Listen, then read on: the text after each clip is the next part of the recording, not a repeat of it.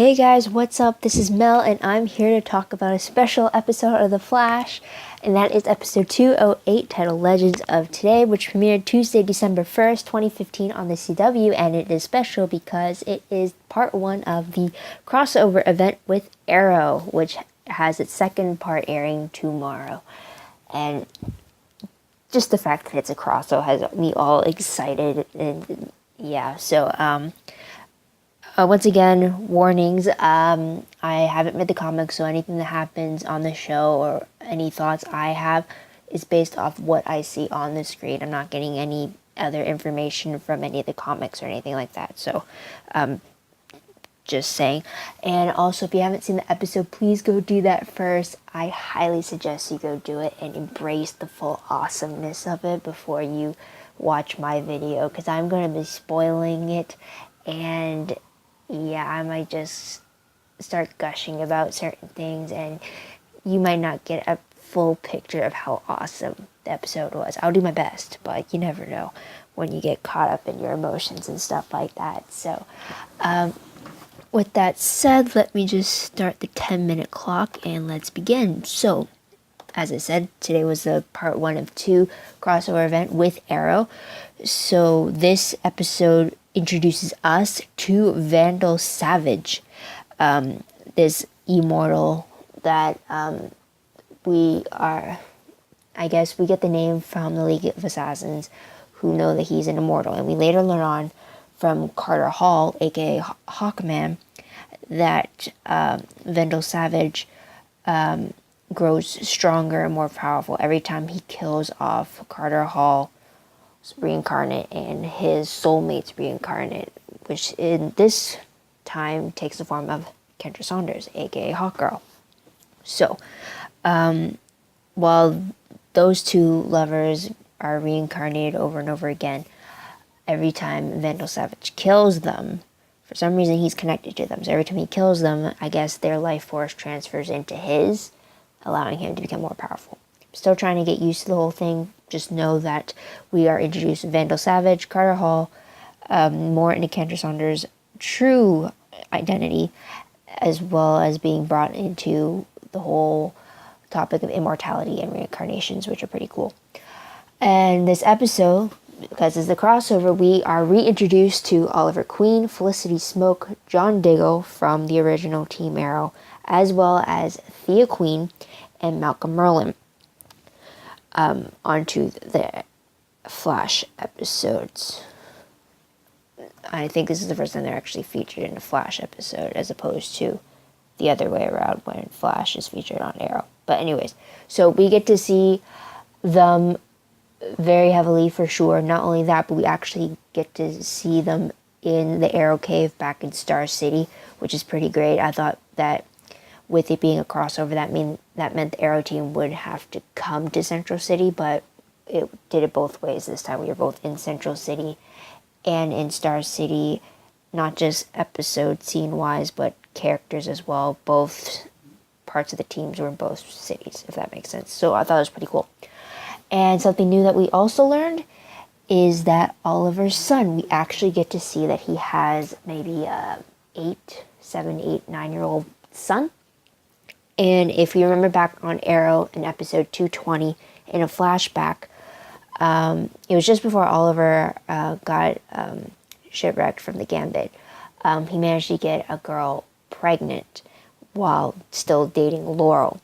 And in order to kind of protect her son, Moira Queen paid off this pregnant woman $1 million to tell Oliver that she lost the baby, and then another $1 million if she left Starling City. And that is why she is in Central City. So at the end of this episode, we actually get to see both the mother and Oliver's son. If you remember correctly, in the first Flash Arrow crossover last year in episode 108 of The Flash, we actually see the mother at Jitters, where Oliver runs into her when he and Felicity are about to leave the city, and we hear her phone call to her son. So that was one drop there, and then tonight's episode we actually see the son, and Oliver sees him too, and I think he's trying to do the math in his head very quickly, which is very similar to another moment on another different show, for sure, that had me liking it even more. So, moving on. Most shocking moment of the episode. First would definitely have to be Oliver's son. Not only did he have a little interaction with him, and the fact that the kid accidentally bumped into Oliver and dropped me his little Flash figurine, and Oliver gives it back to him. But the cliffhanger for the episode was that Oliver actually sees this little boy being taken care of by his ex-girlfriend. And at that moment, you see the shock in Oliver's eyes, and he may just be doing the mental math in his head, but that's how it ends. So I guess the most shocking moment was that Oliver actually ran into his son. I thought that since it was included in the previously on segment before the episode started, I knew that we were going to see some form of Oliver's son and possibly his mom. I just never thought it'd be done in this way, so I'm surprised that it happened, and I can't wait to see how it moves forward from there. Now, a shocking moment overall, I was pretty shocked that Harry Wells, as Cisco likes to rename him, is when he got shot by Patty. I mean, when she actually shot him, I was like, oh my god, he can't be dead. I mean, oddly enough, I wanted him dead last season because he was Park Thong, but this time with him being from Earth 2, I don't want Dr. Wells to die. I actually think he could be a very beneficial part to the team. I think he's there for... I still question his motives, sure, but if he got shot and he died in this episode, I thought it would have been too soon for sure. It was surprising that it actually happened. And that Patty even got through all the security systems at Star Labs after the beginning of this season when they made a big deal about them upping security. So that's it. Top 3 favorite moments. I'm definitely going to go over this episode. I can feel it. Top 3. First one has to be Team Arrow, the crossover itself. Love it. We got the fight scenes at the very beginning where we're introduced to Oliver, Speedy, and Diggle, who still does not have a code name that I'm aware of. But we got to see them fighting against Damien Dark's men, and then just having that intro of the Arrow team and how far they've come in the year that we've last seen them in the crossover event. It was just fantastic. And then also in that brief intro for them, we get Felicity so much. We get the pet names with Felicity calling Oliver my love and Oliver calling her honey. And then later on, we see them being host to a party before Vandal Savage dropped in. And then we see them giving kisses goodbye, and then just being a couple and just being open. And even Barry commented to Oliver the fact that he seemed happier, and Oliver contributed that happiness to Felicity. I just really like that. It just, the whole presence of the Arrow team adding on to the Flash team was just, I really like that. I'm a sucker for crossovers if you haven't figured that out already. So yeah, that's definitely going to be one of my favorites.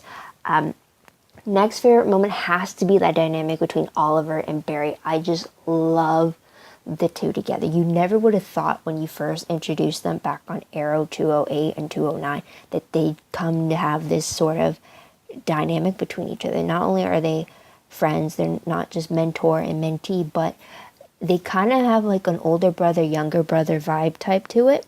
And I just really love how far they've come since 208 and 209 of The Flash. When Oliver kept seeing Barry as a rival over Felicity, and now they've come so far. They're dynamic together, them saying, oh, now you're listening to me. It's like, well, this is your place. And then they repeated it back to each other. Or when they're saying, was that a tie? I think that's a tie. It's I'm going to count that as a tie, when they were dealing with Vandal Savage.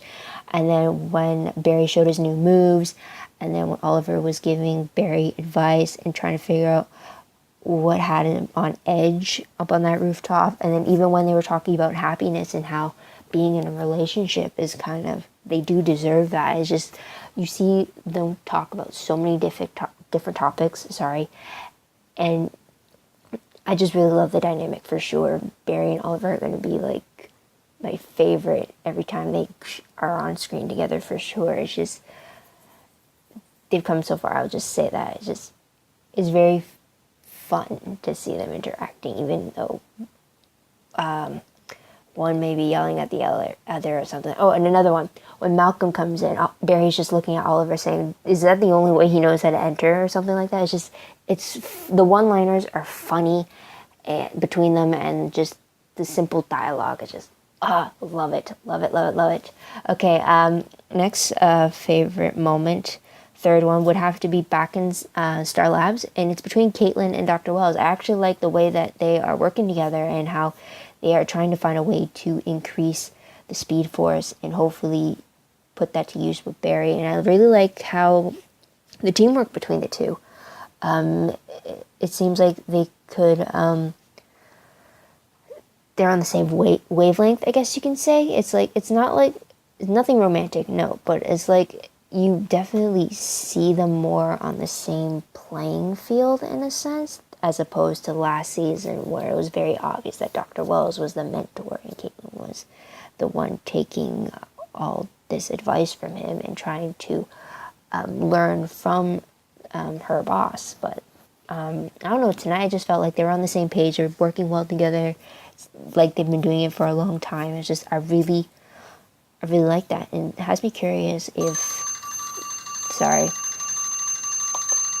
it has me curious as to whether Dr. Wells knows Caitlin Snow from Earth too, and if they ever have any interactions with one another. I'll just say that. And that was my timer, so I'll try to make it quick. So, top 3 peak moments. I only have the one, and it's actually when Carter Hall is telling Kendra to jump off of a building so that she can force herself to emerge into who she really is, basically getting her wings.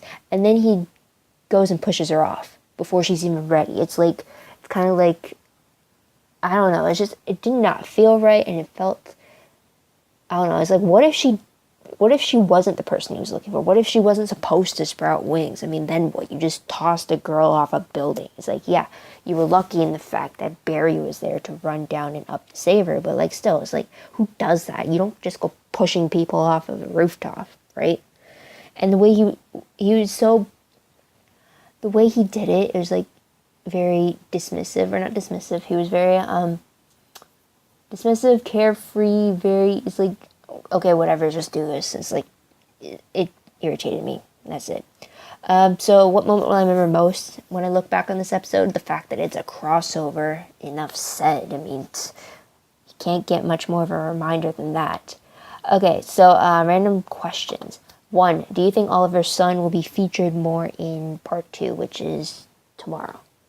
I hope so. I hope that cliffhanger isn't the only time we see his son. Is like, there better not be that much of a time jump where it's like, okay, the next day. I really hope the next episode picks up from where tonight's episode ended off. It makes sense why it won't, but they have to make some reference to it. They just have to. They can't just leave it like that. Unless Oliver asks Felicity to dig up files on the ex-girlfriend. Although he might not ask Felicity, he might ask like Cisco or Diggle to do it, just so that Felicity doesn't know before he does. I don't know. Anyways, next question. Do you think this 2-parter crossover counts as the backdoor pilot to the Legends of Tomorrow spinoff? I mean, after tonight's episode, we definitely met all the characters meant to go to that spinoff, except for Rip Hunter. But then there's also the fact that starting January 21st, I believe, Thursday, January 21st, at 8 o'clock, is Legends of Tomorrow, and I believe they have a two-part pilot episode. So I don't think tonight was part of a backdoor pilot, but you never know. It's possible. Let me just double check on the date. Yep, Thursday, January 21st at 8 o'clock on the CW. I'll get more into that later.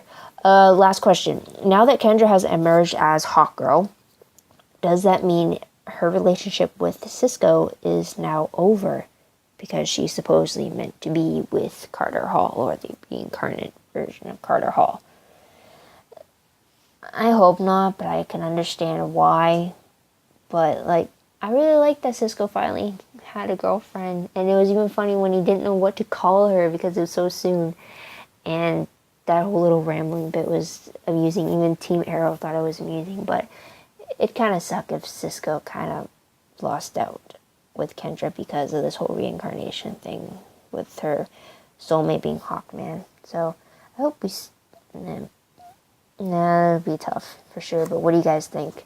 I'm on the fence about whether it's good that they're breaking up now or just letting Cisco ride it out, I guess. I don't know. Okay, so predictions, quickly. Well, first off, part 2 of the 2-part crossover event with Arrow continues tomorrow night. That is Wednesday, December 2nd at 8 o'clock on the CW. Part 2 in the Arrow time slot. So go check it out to see what happens with the rest of the team. I think I remember correctly for the synopsis, they're definitely going to try to keep Vandal Savage away from Carter and Kendra. So how they do that is the question. And also, prediction, because Vandal Savage is meant to be the, I guess, major villain for the spin-off Legends of Tomorrow. Therefore, prediction-wise, he's not going to be defeated in part 2. Maybe he might be weakened, maybe not. We'll see. But originally when they mentioned the staff, I thought that was pushing it to be connected to the flashback for Oliver. But then I remember this is the Flash, and Oliver's flashbacks don't apply here yet. So maybe that's how we'll see a connection in part 2 tomorrow. So, yeah. So, it's not really... Well...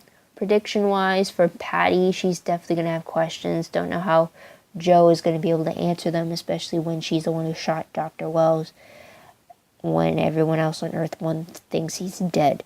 So Patty's going to be an issue for sure. And yeah. So that's it. Also, like I mentioned before, Legends of Tomorrow spinoff begins airing on the CW January 21st. That's a Thursday at 8 o'clock.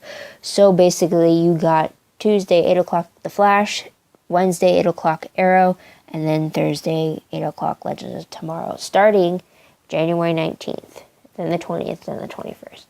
So mark your calendars for that. You got 3 nights of superheroes. And then if you're a fan of Supergirl, that's on Monday nights. And I believe Gotham is also on Monday nights. So you got like almost a full week of superhero fun right there. Imagine that. And that's about it. So what did you guys think of the crossover episode? What did you like about it? What did you think could improve? Who did you hope would have made an appearance on the crossover yet didn't have a reason or time to fit in? Let me know in the comments below. I'd love to hear about it. Crossovers are my thing. So if you love them too, please let me know. Let us gush about it together for sure. Also, don't forget to like this video, subscribe to my channel, check out my other videos, and check out my channel. Who knows, maybe one of my other videos also piques your interest. Also, if you have any theories from the comics itself, let me know in the comments below. If you have any idea what's going to happen next, I'm okay, all for that, for sure. Just bring up some proof, I guess. Like, this and this happens, proof, comic, whatever. I don't know. I just love any little spoilers like that. So don't be afraid to share them. Also, if you want any more information about Flash in general, whether it's promos, sneak peeks, producer previews, synopses, GIFs, episode stills, any of that, I would reblog back on my Tumblr page. So the link for those will be down below. Don't be shy to check those out. Just a heads up though, usually I'm able to find the episode synopses 2 weeks before the episode is meant to air. So if you are looking for a specific episode, or if you want to get a head start on predicting what's going to happen, check out my Tumblr page, because chances are I am going to reblog it after I find it, because I like all that in one spot, as I've said before. And yep, that's about it. So thank you guys for watching. I truly appreciate it, and I hope you liked the new background I had added. to commemorate the crossover event. And yeah, so I tune in tomorrow for my Arrow thoughts, because how can you not with part 2 and everything. So yeah, but until next week, this is Mel wishing you all a great week. Be safe, whatever you're doing, and I highly advise, if you have any holiday shopping, do it now, because stores are going to get cramped soon, and you don't want to be one of those last minute shoppers. So yeah, so bye for now.